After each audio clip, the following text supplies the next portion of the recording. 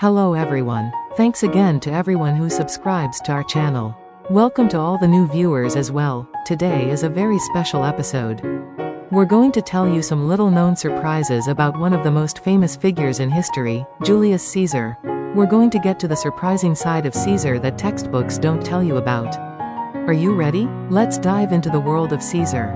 Caesar actually had a bald head. The image of Caesar that you may have in your mind is a man with lush hair and a laurel crown. But actually, this is a big lie. Believe it or not, Caesar suffered from thinning hair at a young age. According to the ancient Roman writer Suetonius, Caesar wore a laurel crown to hide his thinning hair. Even more astonishingly, his adversaries nicknamed him the bald-headed colorist. Imagine that a hero of the Roman Empire was actually an ordinary person suffering from thinning hair. But doesn't this make you feel closer to him? Even the great men had the same problems as we do. Caesar was an epileptic. Now for the next surprise. Modern medical experts believe that Caesar most likely suffered from epilepsy. Ancient records depict Caesar suddenly losing consciousness or shaking violently. For example, there are records of him suddenly collapsing during an important speech. Interestingly, in Rome at that time, epilepsy was called a sacred disease. They thought it was a sign of revelation from the gods, so Caesar's illness may have been a factor in his charisma. Using adversity to one's advantage. As expected of Caesar, what he does is different. Caesar was once kidnapped by pirates. Believe it or not, the young Caesar had an experience of being kidnapped by pirates. In 75 BC, 24-year-old Caesar was on his way to the island of Rhodes to study philosophy when he was captured by pirates in the eastern Mediterranean. Here's where it gets interesting. The pirates demanded a ransom of 20 talentins. But what do you think Caesar said? Only 20 talentins? I am worth more than twice that. What confidence! But the story does not end there. After being freed, Caesar led his navy in pursuit of the pirates, as he had promised. He captured and executed them all. Caesar's vengeful spirit and confidence that he knew his worth. This is an episode that shows a glimpse of the dictator he would become. Caesar was also famous as a writer. Caesar is often associated with soldiers and politicians, but in fact he was also an excellent writer. His masterpiece, The History of the Gallic Wars, is still read today as a master. Actually, the book was also a kind of political propaganda. It was written to show off his military exploits and to gain the support of the Roman public. He was a master of media strategy more than 2,000 years ago. Caesar's name comes from Caesarean section. You hear the name Caesar a lot, don't you? But have you ever thought about its origin? One interesting theory is that it comes from the Latin word cadale, which means to cut. In other words, the theory is that he was named Caesar because he was born by Caesarean section. But unfortunately, there is no basis for this theory. Because we know that Caesar's mother, Aurelia, lived long after his birth. With the medical technology of the time, it was almost impossible for a mother to survive a cesarean section. There are many theories as to the actual origin of this story, and it is not clearly known. But the impact of the name Caesar was so strong that these popular theories arose. Is Caesar the godfather of the world's oldest salad? You've all had a Caesar salad, right? But did you know that it has something to do with Caesar? But actually, Caesar did not invent it. This salad was born in 1924. It was born in Tijuana, Mexico. It was invented by an Italian-American restaurateur, Cesare Cardini. It started when they ran out of ingredients at an Independence Day party and had to make it in a hurry with ingredients left over in the fridge. Interesting, isn't it? A hero of ancient Rome and a restaurant owner of the 20th century. Two completely unrelated people connected by a single salad. History is truly mysterious. Caesar reformed the calendar. The calendar that you see every day. In fact, it has a great relationship with Caesar. The Julian calendar established by Caesar is the basis of the Gregorian calendar we use today. Until then, the Roman calendar was based on the lunar calendar, which was out of sync with the seasons.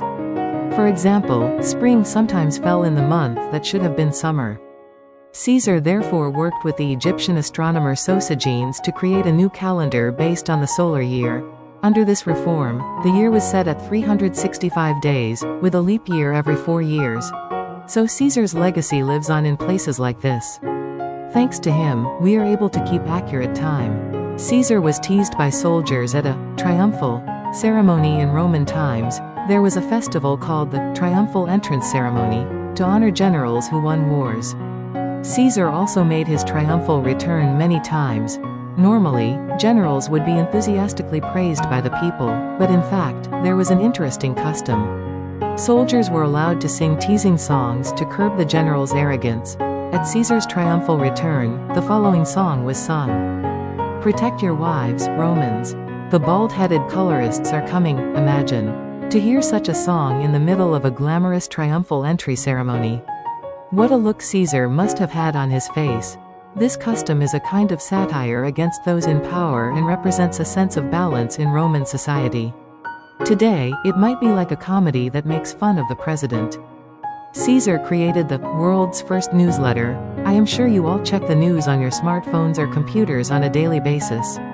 But the concept of news itself actually began in Caesar's time. Caesar started a kind of daily newspaper called Acta Diurna, or Daily Events. It was inscribed on stone or metal slabs and posted in public places such as forums, squares. The contents of the magazine varied widely. Not only political and military reports, but also the results of trials, announcements of important births and deaths, and, surprisingly, even scandals and unusual events were published. In short, Acta Diurna was the forerunner of the modern news media. Political, social, and entertainment. It was a truly comprehensive magazine that covered everything.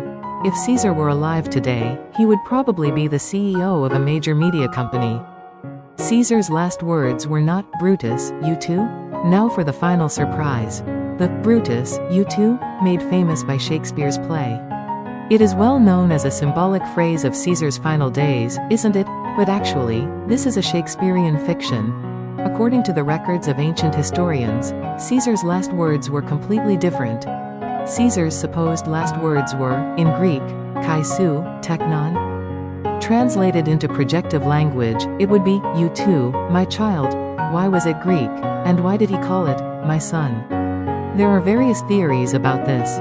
One interpretation is that it was a curse on Brutus. He may have meant, "You will suffer the same fate." The truth of history may sometimes be more sober than dramatic fiction. But these last words seem to express the complex emotions of the betrayed Caesar, and I find them more human. What did you think? Were you surprised by the unexpected side of Caesar? The human side of Caesar, with his thinning hair, the cleverness of his struggle with epilepsy and his use of it to deify himself, the audacity of his dealings with pirates, his talent as a writer, and his innovation as the inventor of calendars and newspapers. Caesar is certainly a great man who moved history. But at the same time, he was a troubled, suffering, and sometimes funny man, just like the rest of us. And his legacy lives on in our lives today. When you look at your calendar, read the news, or eat your Caesar salad, I invite you to stop for a moment and remember this great emperor. History has much to teach us. If you want to know more surprising aspects of history, please subscribe to our channel. What historical truths will we bring you next time? See you next time. Goodbye and long live Caesar.